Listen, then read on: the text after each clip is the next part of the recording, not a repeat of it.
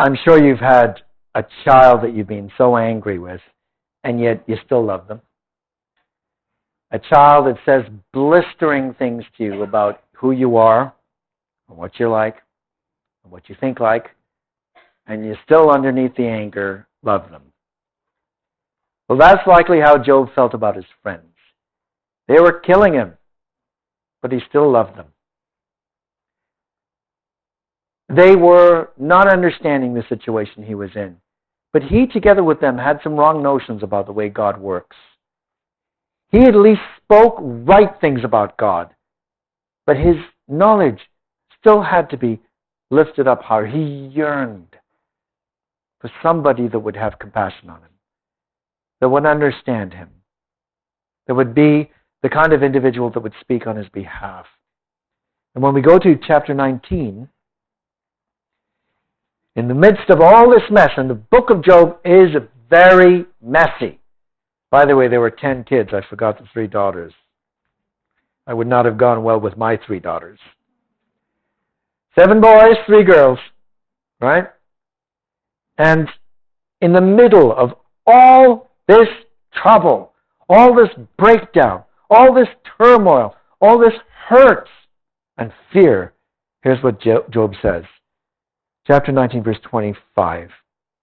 I know in spite of everything that's happening, all that you're doing with me, all these brutal things you're saying, all this horror of loss that I've gone through, I know that my Redeemer lives, and that he shall stand at the latter day upon the earth.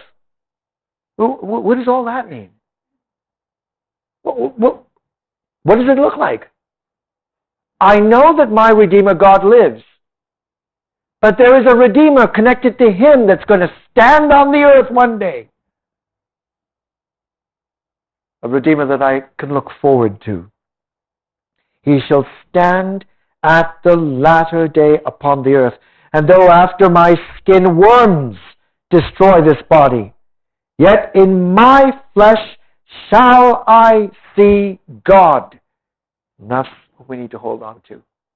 In our trouble, in our loss, in our bereavement, our grief, our problems, our terrible mistakes we make. That's what we need to hold on to. That in the end, God will redeem us. You know, that's reminiscent of a passage. You all know the passage. In Lamentations chapter 3. Jeremiah is surrounded by a burnt out husk of a city. People walking by with burnt skin discolored through starvation. Children crying for food in the streets of Jerusalem. In the middle of all that, he says, chapter 3, verse 22, it is of the Lord's mercies that we are not consumed, because his compassions fail not. They are new every morning. How is God's compassion new every morning when I wake up in a burnt street filled with dead bodies, foreign soldiers walking around, and people desperately pour around me? How is that God's mercy? Because I've woken up. Because I've woken up. And what God is telling us through Jeremiah is this. When you wake up in the morning, it's a gift I've given you. To be able to wake and be alive. To see the sunlight, to see the earth, no matter what condition it's in. That's a gift. That is my mercy to you, because you've got another day to live and to work before me. That's why it's a mercy. Now, when you are an old brother or sister and you wake up in the morning, you feel like that. All right, I've got another one. I'm still here. There are times of illness where we wish we would die. Job wished, why can't you just take my life? Why are you keeping me alive? But to wake up in the morning is a gift. They are new every morning. Great is thy faithfulness. What's my portion? Property, money, gold, position, respect of men? What is it? Possessions? No. The only property I have is Yahweh. Yahweh is my portion, saith my soul. The priest's portion was Yahweh. What did that mean? What did it mean? Back-breaking daily hard work, serving God, warring the warfare of the tabernacle and subsequently the temple. Every day, smoke in your eyes, looking at people's lesions on their bodies to determine if they were leprous, what kind of disease that was, dealing with disputes among brothers and sisters, dealing with terrible marriage breakages that would occur, dealing with your own sin and your own weakness, your own frailties, your own ongoing exhaustion, and knowing that in spite of it all, these were the privileges and the inheritance of a priest. That's what it was. Oh, you see the pictures of them, and they've got these lovely white garments. They were only white before you drew near the altar or cut into an animal, and its blood spurted up on you. Or you cut into an animal, and it had a rot and an abscess inside that stank. Parasites. You had to deal with all that mess. That was your inheritance. Doesn't that sound like ecclesial life? It does, doesn't it? That's our inheritance. We who are kings and priests, or a kingdom of priests, our inheritance is that. It's not what we can spend or wear or drive in or live in. It's the things that are associated with the truth. I forget that so often. We all do. Yahweh is my portion, saith my soul. Therefore will I hope in him. The Lord is good unto them that wait for him, to the soul that seeks him. It is good that a man should both hope and quietly wait for the salvation of Yahweh. It is good for a man that he bear the yoke in his youth. And so Jeremiah says these things, and they're true, and they're comforting to us. It's our hope that comforts us. And he says that in the middle of the horror of what Jerusalem had become. But look what he says directly after. He sitteth alone and keepeth silence, because he hath borne it upon him.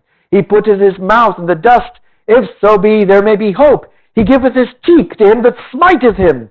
He is filled full of reproach. For Yahweh, or for the Lord, will not cast off forever. But though he cause grief, yet will he have compassion according to the multitude of his mercies. For he does not afflict willingly, nor grieve the children of men. Verse 39. Wherefore doth a living man complain, a man for the punishment of his sins? Let us search and try our ways and turn again to Yahweh. Let us lift up our heart with our hands unto God in the heavens. We have transgressed and have rebelled. Thou hast not pardoned. And then he seeps back down into the darker themes and thoughts. Thou hast covered us with anger and persecuted us. Thou hast slain. Thou hast not pitied. Do you see how the graph goes up and down for believers? Up and down. Moments where we're on the spiritual heights, and directly after, we're way down in the depths again. Scripture is real. These people were real, because that's what we go through. This is a demonstration of the heart of a human being we can relate to. That's a man Job can relate to. Job. And so when Job says what he says, I know my Redeemer is living. And I also know in the last day, my Redeemer manifested in his Son is going to save me. I may rot away and die, but I will live again. I believe that. And sometimes that's all we've got left. That's all we've got left. Nothing else. And that's enough. Because that is the inheritance of priests. Everything associated with that. And Job says, back in chapter 19, though my reins be consumed within me. But ye would say, why persecute we him? Or how we will persecute him, seeing that the root of the matter is found in me? Be ye afraid of the sword. He's threatening his brothers with the punishment of the Almighty. Be afraid. Don't think you can sit there and rip me up and not have consequences. You should be afraid of what God will do to you. For wrath bringeth the punishment of the sword, that ye may know there is a judgment. You too are going to be in judgment. You're judging me? You've got me in judgment? You too will be in judgment. You know that. We believe that. So they believed in the judgment. They believed in a Redeemer. They believed that a Redeemer was connected to Yahweh who would bring salvation. You see what they believed in the truth? There's no mention of the promises made to Abraham. That these are descendants who carried with them the truth and held on to it when Israel, many of them, were holding on to the idols of Egypt. Well, Zophar the Naamathite says, nice guy that he is, chapter 20, therefore do my thoughts cause me to answer, and for this I make haste. I have heard the check on my reproach, or the reproach which putteth me to shame. I hear you hitting me, and the spirit of my understanding causeth me to answer. Knowest thou not this of old? Since man was placed upon the earth, that the triumphing of the wicked is short? You've lost everything, haven't you? Your triumph has been short, hasn't it, Job? You lost everything. The triumph of the wicked is short, and the joy of the hypocrite. Revised Version says the godless is but for a moment. Though his excellency mount up to the heavens. Oh, you were riding high, Job. You were right up there. Look at you now. Look at you now. You want to slap at me? Look at you now. That's him talking to his brother. And you can see it happening. I've been sitting with this stubborn man for 3 months. I believe that this can only happen if you've sinned. He will not even confess to sin. Not only that, he justifies himself. Not only that, he criticizes God. Not only that, he's telling me I'm a fool and I should be scared of judgment. Who does he think he is? And he slashes back. Aren't those human beings together? Before then, it's all poetry, isn't it? You read it in this poetry. And you read it like a human being and you think, oh, this is so rough and so real. This is the real deal. This is what people do to each other. This is what we do to each other and what we go through. So he's hitting him hard. Verse 7. This is me talking to my brother who stinks and is in a dung heap and is round by the ashes and the dirt. He says, he shall perish forever like his own dung. There's no softness in this man. No gentleness. No sensitivity or consideration. Just hard, hot blows. And he hits them so hard. They which have seen him shall say, well, where'd he go? He'll fly away as a dream and shall not be found. Yea, he shall be chased away as a vision of the night. The eye also which saw him shall see him no more. Neither shall his place any more behold him.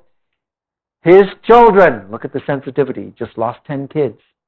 His children shall seek to please the poor, and his hands shall restore their goods. His bones are full of the sin of his youth. He heard Job talk about the sins of his youth, and now he slaps him with that statement. He uses his very confession to hurt him. Have you ever done that to someone? You have a friend. They confess to you the problems and the mistakes they've made. Then you have a falling out. And then you go out there and you tell people what your friend did, that he confided in you in secret. Have you ever done that? That's what Zophar just did. Whose name means rough. It's a rough thing to do to someone. But we do things like that. And so we have to beware. This could be us. Or if we see someone else do it, take them aside. Show them how terrible that is. Help them to understand that's not how we do. What we do to comfort each other. If somebody tells you something, some sin they're ashamed of, pray about it and drop it and forget it.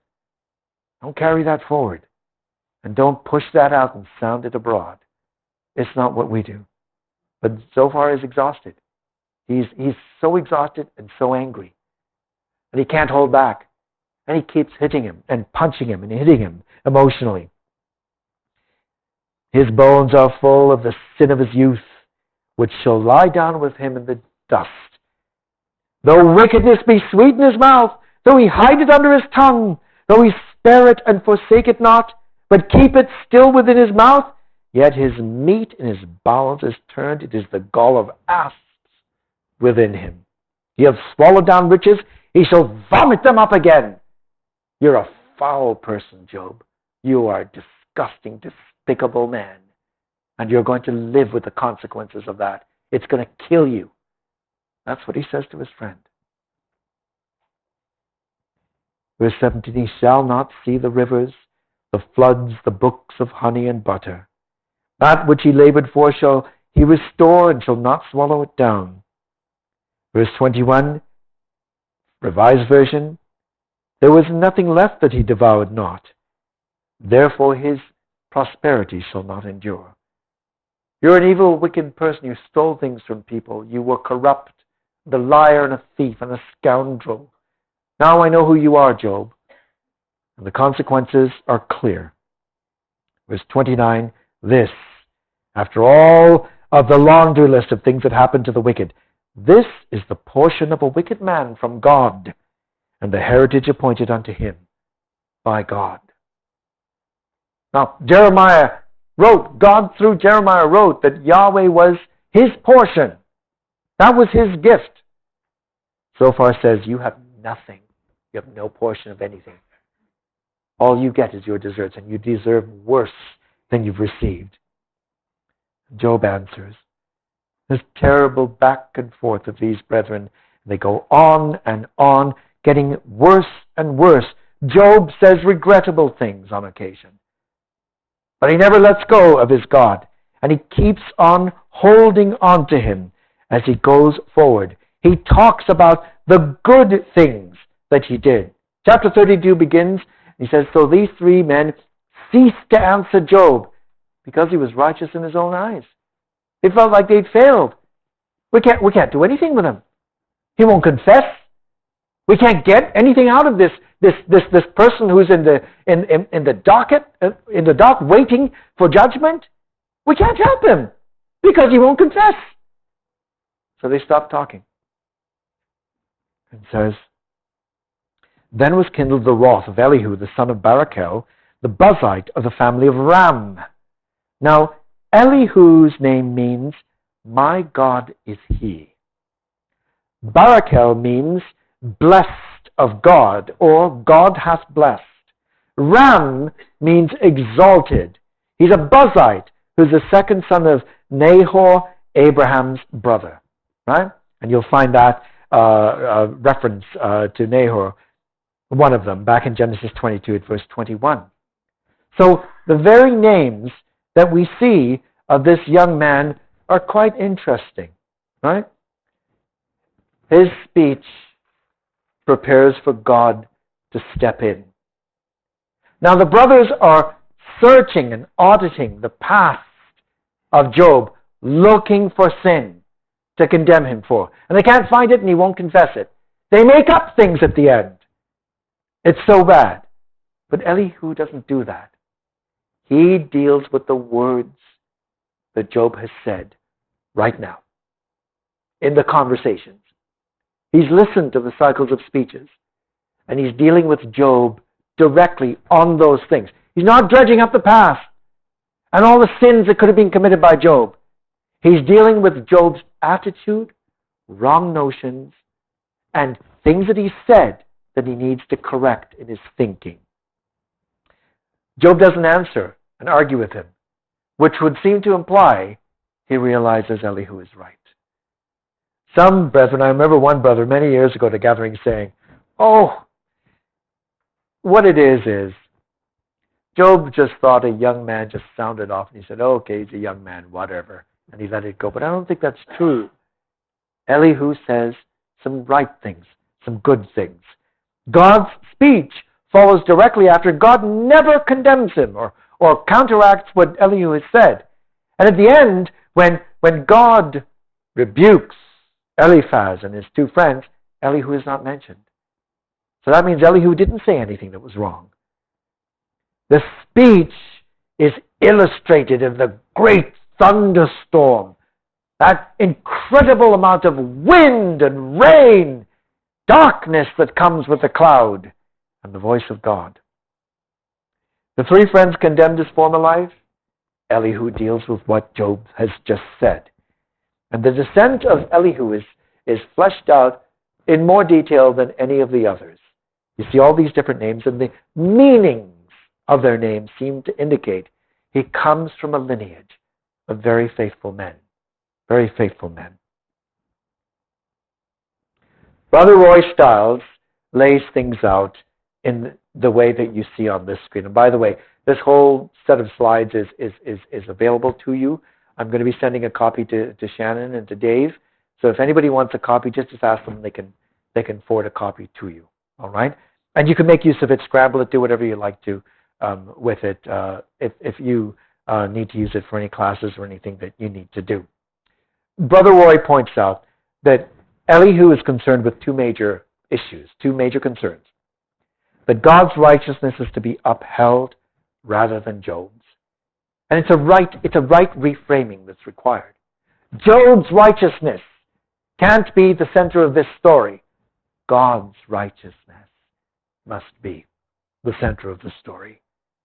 That suffering and infliction were intended to purify and draw men to God, not to destroy them. Not to destroy them. He points out, look, there are different ways that God works with men. Sometimes he speaks to them. Sometimes he brings tough things into their lives. A brother back home named Bill Perks puts it this way, the whole book of Job summarized. Sometimes God brings things into the lives of ordinary people to turn them into the jewels they need to become for his kingdom. Right? If you've ever had to polish a piece of steel or silver or gold or a gem, it's rough going to get all the things off it that will reveal the jewel in the end. And that's the way it is in our lives. We don't like it. It's never fun. It's never pleasant. But it throws us all on him. It throws us onto the Lord. So Elihu's speech prepared Job for God's final appearance and prevented what might have been a catastrophic protestation. Job claiming, I'm totally innocent before him. So Elihu cuts that off before it happens and speaks to him and appeals to him. And it's arranged that as Elihu is wrapping up, God intervenes and takes over. Now the three brothers had upset him greatly, and frankly, he had upset them based on all the wrong notions about the way things work. The way things work, right? Elihu changes the climate and the content of the conversation and brings it back to the important root of what should be changed, what should be moved in a different direction. And then God steps in because Elihu has prepared the way for him and takes the conversation forward. And so in the structure that Brother Roy sees in the speech, he talks about the fact that Job, according to Elihu, justified himself rather than God. That Job accused God of being his enemy. That Job is striving against God. That God has taken away his judgment. That Job feels it profits a man nothing to delight in God, but Job has spoken without knowledge. And we know that's true because God himself says that when he starts speaking. Job speaks without knowledge. Job, without wanting to, is rebelling in his attitude against God. And Job's righteousness is more than God's. I'm righteous. God's made a mistake. And that there's no profit in living a life free of terrible sin. Because in the end, if this is what happens, what kind of life is this worth living? And when you are tired and burnt out, and you don't even know how you're going to get through this day, let alone tomorrow, that's how you can feel. Right? So what Elihu said, in essence, is true. He may not have said it perfectly. He may not have said it with complete polish. But what he said, Job needed to hear. And that's why Job doesn't argue with him. He listens to what he says. And he's thinking, sometimes, brother, that rebuke that comes from somebody that loves you is what you need to hear. And you need to listen. Sometimes we don't want to hear it. Who are you to tell me? I know what you did in your life. And yet we need to hear those things. Because sometimes that may be the only person that's going to tell us what we need to hear. They may not tell it to us nice. It may be rough. It might be uncouth. It might be hard and harsh. It might hit you like a stone. But it's what you may need to hear. So Elihu's words didn't coddle Job. Didn't tell him, it's all right, brother. You don't listen to what they said. It's okay. You're good. Everything's fine. He says, no. This is what's wrong. And with surgical precision, he shows Job the source of a problem in his thinking. You are more righteous than God. How is that possible, Job? You can't be more righteous than God. Well, Brother Roy points out that Elihu shows Job that God changes people and works with them through revelation by telling them messages, giving them messages. But he also does it through suffering. Chapter 33, verse 19. This is what Elihu brings out. And he does it also by a ransom. That there might be a person which he will use to deliver an individual from terrible, terrible situations. God used the Lord Jesus Christ to deliver us into the hope of being free one day of sin, death, and this despicable nature that we bear. One day, all of that will be gone. Can you imagine living an entire day without a single evil or selfish thought or word or action? One day. Not even feeling the urge to do something selfish or wrong. Well, that's what it's going to be like for us. Right? We probably find that as hard to imagine as Adam and Eve found it hard to imagine what human nature would be like before they got it. They couldn't imagine what that was like. But they did know what it was when they sinned. And now we who are sinful, naturally drawn with proneness to sin, we who are accountable to God, accountable based on our knowledge, not on whether we're baptized or not. We understand what it is to be laboring under the weight of human nature, the frailty that comes with sin and with what we're made of. All right, so we're going to look then a little bit at the words of Elihu. We're going to pick it up at chapter 34. I'll just tease you with the next session's title for tomorrow. Elihu answered and said, Hear my words, O ye wise men. Give ear unto me, ye that have knowledge. For the ear trieth words. You're supposed to listen to wisdom and to wise words. As the mouth tasteth meat. Verse 5. Job hath said, I am righteous. God hath taken away my judgment. That's true. That's what Job said. He's not lying. He's not misrepresenting. The others misrepresented, not this man. Should I lie against my right? The Revised Version says, notwithstanding my right, I am accounted a liar. My wound incurable without transgression. I'm going through all this trouble and I haven't done anything wrong. What man is like Job, who drinks up scorning like water, which goes in company with the workers of iniquity, and walks with wicked men? For he hath said, it doesn't profit a man anything to delight himself with God. Now let's work out what that's saying, what that's said and what it's saying. Elihu is not saying that Job has lived a life of wickedness. He's saying, by saying something like this, Job, you are showing yourself to be the kind of man who does those things. That's not who you are. You can't say that. You cannot say it doesn't profit us anything to serve God and to do what's right. But if you do say that, that's the kind of people you're walking with. So he's rebuking him. He's not accusing him. He's not saying you have done this. He's saying that's the attitude of mind you're taking on by saying these things. Therefore hearken unto me, ye men of understanding. Far be it from God that he should do wickedness, and from the Almighty that he should commit iniquity. For the work of a man shall he render unto him, and cause every man to find according to his ways. So God doesn't do the things that people do. God does not do wickedness. He doesn't do unrighteousness. He's not like people. He interacts with people according to their ways.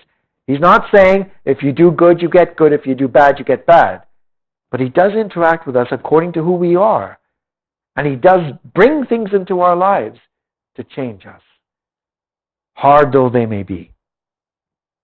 Yea, surely God will not do wickedly, neither will the Almighty pervert judgment.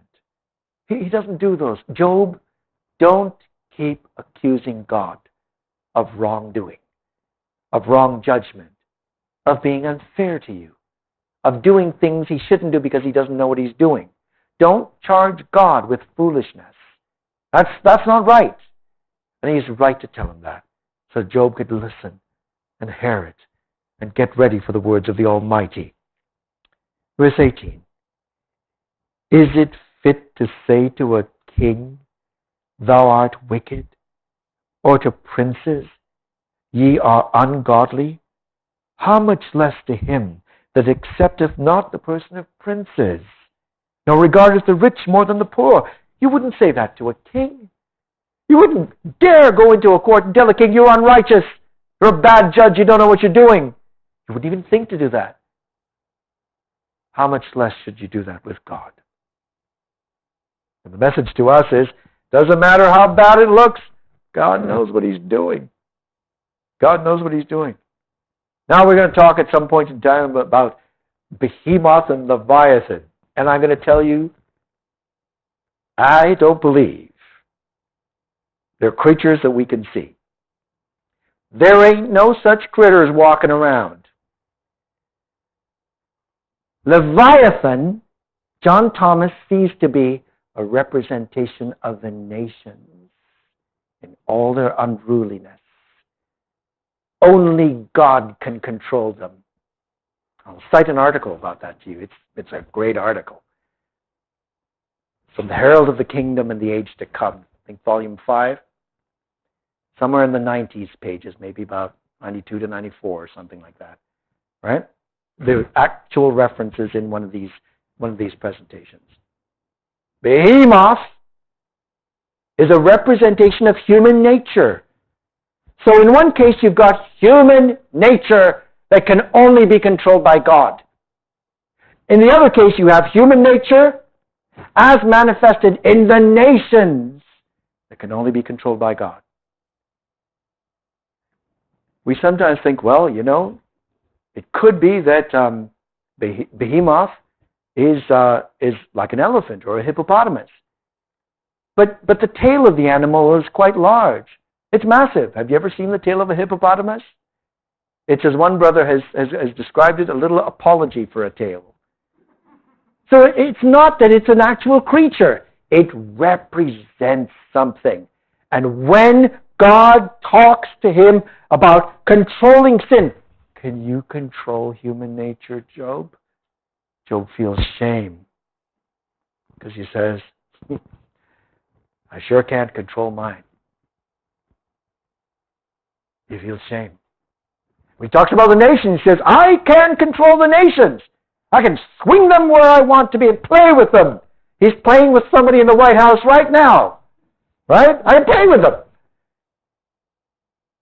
Can you do that? Job realizes, I can't. So you know what you're doing and I don't. And that's the message God gives him. And so Elihu is speaking things to him that are true and that he needs to hear. He goes on and he says, how many minutes, brother?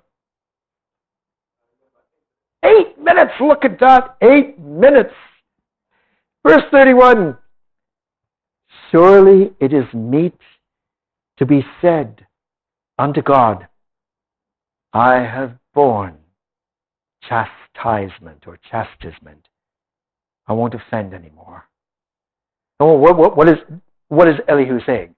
I've sinned a great sin and now stop now. No, he's saying, look, I'm taking the chastening and I'm going to change how I'm talking about you, Lord. I'm not going to offend anymore in the things that I say. That's what Elihu is appealing to him to do. That which I see not, teach thou me. If I've done any iniquity, I'll do no more. And so he says to him, don't sit there justifying yourself. Don't say I am righteous. Ask God, is there anything in me that I need to change? He needs to change his attitude about his righteousness. He needs to stop being afraid that God was going to launch out at him. The thing that I've feared greatly has come upon me. Right? He needed to stop thinking that God is transactional in his interaction with us. And he needed, no matter how bad things got, to believe and hold on to and trust God. The first thing that breaks when your life falls apart is your trust. Don't trust God. Look what just happened. How can I trust a God that does that? That's what we do. And what we have to learn is keep on trusting him. Keep on trusting him. Verse 35, Job hath spoken without knowledge, and his words were without wisdom. He's not yelling at him. He's not throwing stones at him. He's telling him the truth.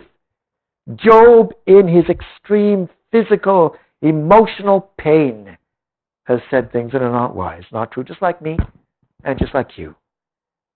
And he says, my desire is that Job may be tried unto the end because of his answers for wicked men. Revised Version says, because of his answering like wicked men. For he addeth rebellion unto his sin. He clappeth his hands among us and multiplieth his words against God.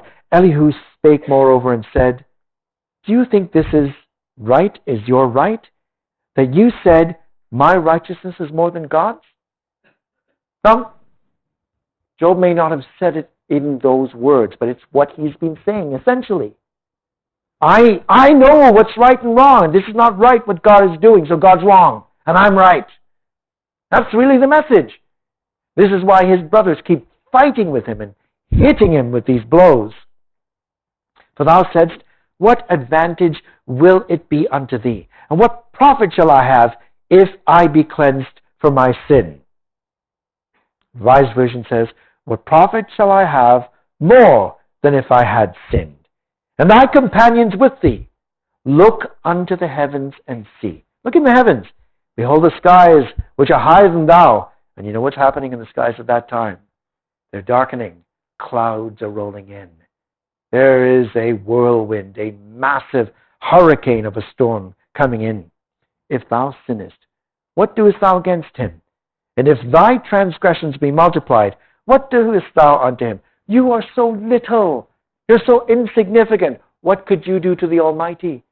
Who do you think you are to argue with and about the Almighty? As you're his equal. You're forgetting your place, Job, in how you are dealing with God. If you be righteous, what givest thou him? Or what receiveth he of thine hand? Thy wickedness may hurt a man, as thou art, and thy righteousness may profit the Son of Man, by reason of the multitude of oppressions. They make the oppressed to cry. They cry out by reason of the arm of the mighty. But none saith, Where is God my Maker, who giveth songs in the night, who teacheth us more than the beasts of the earth, and maketh us wiser than the fowls of heaven? There they cry, but none giveth answer, because of the pride of evil men. Surely God will not hear their vanity. And what he's saying, and these were subtle men who could understand these things, you're talking like those kinds of people. The wicked of the earth, the violent overthrowers, the oppressors of the poor. That's how you're talking. Now, embedded in that message is, that's not the kind of man you are. Don't talk like that anymore. Stop. Stop launching out at the Almighty. You're not his equal. And you're not a wicked man. Don't do it anymore. It goes on. He says, Surely God will not hear vanity, neither will the Almighty regard it. Although thou sayest, Thou shalt not see him, yet judgment is before him. Therefore, trust thou in him. Trust thou in him. But now, because it is not so, he hath not visited in his anger, yet he knoweth it not in great extremity. Or, neither doth he greatly regard arrogance. God's being merciful to you right now. He's letting you say these things you shouldn't say. But you need to stop and trust in him and believe in him. Therefore doth Job open his mouth in vanity. He multiplies words without knowledge.